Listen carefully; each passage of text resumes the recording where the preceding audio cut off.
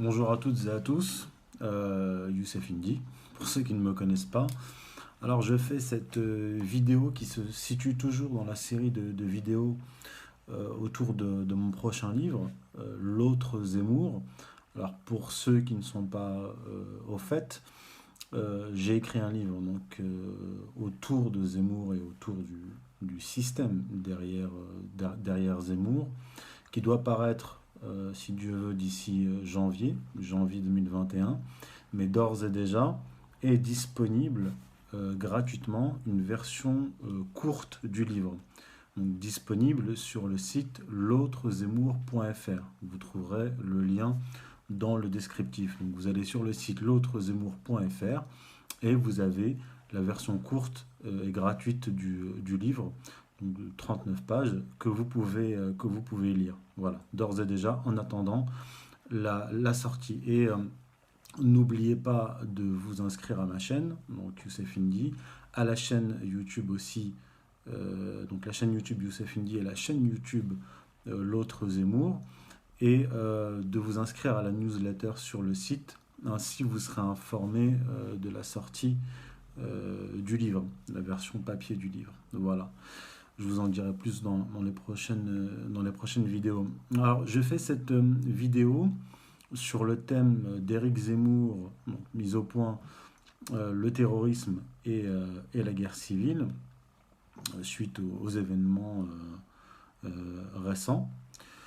Alors, concernant Éric Zemmour et mon livre L'autre Zemmour, qu'il n'y ait pas de méprise, parce que je reçois un certain nombre d'attaques, de nombreuses attaques sur les réseaux sociaux de Zemmourolâtres, de gens de la mouvance droite bourgeoise, et un certain nombre de pro-israéliens de cette mouvance néoconservatrice qui m'attaquent sans avoir lu, pour la plupart d'entre eux, sans avoir lu même la version courte du livre. Bien sûr, ils n'ont pas pu lire le livre encore, qui n'est pas encore paru, mais ils n'ont, pour la plupart d'entre eux, même pas lu la version courte.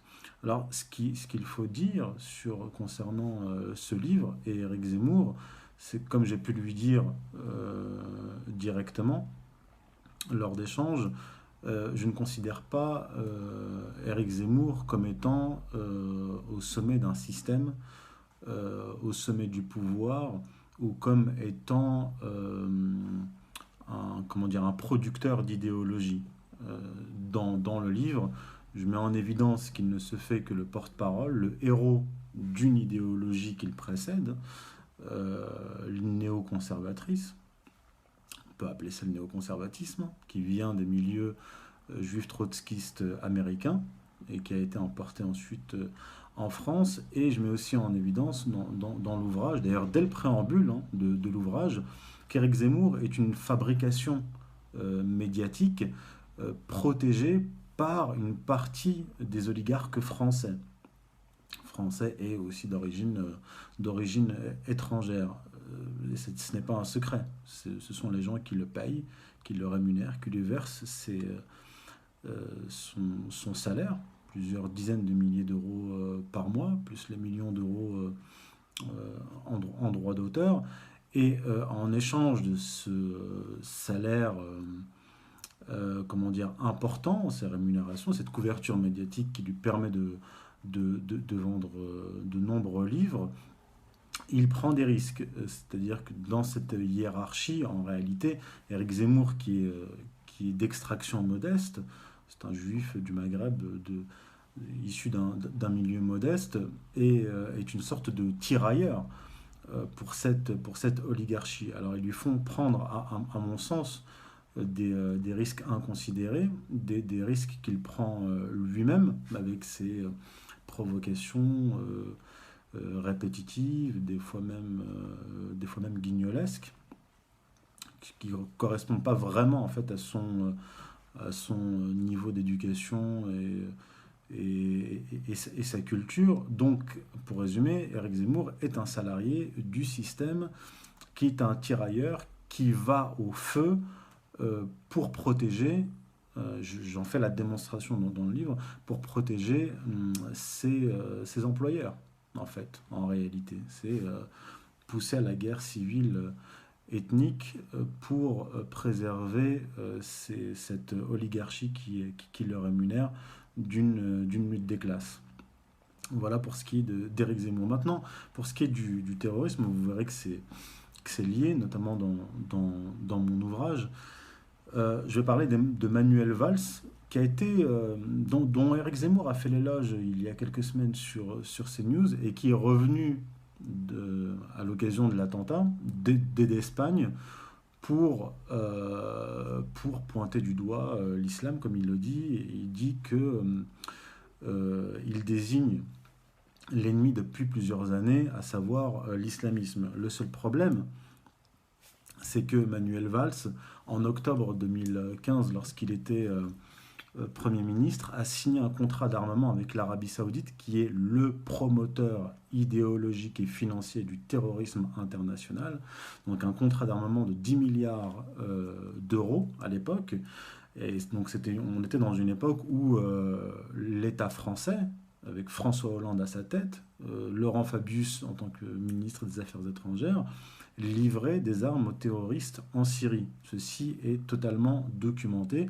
Vous le verrez notamment dans la version longue de mon livre, et je cite par exemple le journaliste Xavier Panon, qui a produit un ouvrage qui s'appelle « Dans les coulisses de la diplomatie française de Sarkozy à Hollande », et il s'entretient avec François Hollande, qui lui avoue avoir livré dès 2012 des armes lourdes aux terroristes, canons de 20 mm, mitrailleuses, lance-roquettes, missiles anti-chars. Malgré l'embargo européen, il faut le préciser. Je ne citerai pas encore Laurent Fabius, qui était ministre des Affaires étrangères de 2012 à 2016, qui a dit d'Al-Qaïda, appelé Al-Nosra, en décembre 2012, qu'il faisait du bon boulot. Il a déclaré « Al-Nosra fait du bon boulot ». Et le 14 août 2014, loin de revenir sur ces déclarations de décembre 2012, Laurent Fabius annonçait dans un tweet que des armes très performantes étaient sur le point d'être livrées aux combattants terroristes en Syrie. Ce que François Hollande avait confirmé au journaliste Xavier Panon. Et d'ailleurs, le même journaliste rapporte les propos d'un responsable du Quai d'Orsay, ministère des Affaires étrangères, qui a déclaré ceci, ce haut fonctionnaire: François Hollande et son ministre Laurent Fabius ont été bien imprudents sur la Syrie et l'embargo. Faute d'avoir la capacité d'influer réellement sur le rapport de force, la posture reste morale. Or, on parle de déclaration morale. Or, la morale est rarement bonne inspiratrice en politique étrangère. Livrer des armes sans garantie de destination, c'est être co-belligérant. Il y a davantage de raisons de ne pas le faire que de le faire. Fin de citation. Je reviens à Manuel Valls. Après le massacre, les attentats du 13 novembre 2015, Manuel Valls, donc Premier ministre, déclarait que le Qatar et l'Arabie Saoudite, deux promoteurs idéologiques et financiers du terrorisme international, combattaient Daesh. Selon Manuel Valls, ces deux pays combattaient Daesh. Et ils étaient déterminés à lutter contre le terrorisme, alors que c'est totalement documenté. On sait depuis des décennies que l'Arabie Saoudite et le Qatar financent le terrorisme. D'ailleurs, les frères musulmans qu'attaque Manuel Valls sont pris en main depuis des années par le Qatar, financés par le Qatar. D'ailleurs, le 5 mars 2016, l'exécutif français, donc on est toujours sous Hollande, remettait la Légion d'honneur au ministre de l'Intérieur saoudien Mohamed Ben Nayef.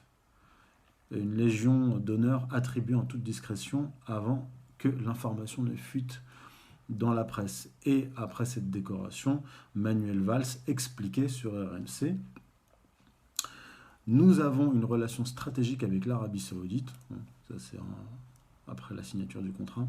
Il faut l'assumer. Nous avons cette relation avec l'Arabie Saoudite et parfois il faut souligner cet engagement. Je parle aussi dans mon ouvrage, en me basant sur Christian Chesneau et Georges Malbruno, les deux grands reporters, sur le système de corruption de la classe politique française qui se rendait à l'ambassade du Qatar pour recevoir des montres à 6 000 € pour les députés et des montres à 80 000 euros pour les ministres, par exemple. Sans parler de Nicolas Sarkozy, qui a détruit la Libye durant sa présidence, étant allié du Qatar, qui aussi a envoyé des mercenaires en Libye, et qui a été récompensé par le Qatar en lui offrant, en le rémunérant 100 000 euros pour une conférence de 45 minutes qu'il a donnée le 16 décembre 2014 à Doha, au Qatar. Alors maintenant, moi je pose une question aux Français, aux Français dans leur généralité. Comment comprenez-vous, expliquez-vous que les hommes politiques qui ont le discours le plus virulent vis-à-vis de l'islam, Manuel Valls, même François Hollande, Nicolas Sarkozy, aient des liens d'amitié, des liens financiers avec les pays qui sont les principaux promoteurs du terrorisme dit islamiste. Vous trouverez les réponses dans mes ouvrages. J'ai écrit des ouvrages entiers sur ces questions-là, ouvrages totalement boycottés des grands médias. Et j'y reviens bien sûr en détail dans mon prochain ouvrage, L'autre Zemmour, et vous pouvez en lire la version courte sur l'autrezemmour.fr.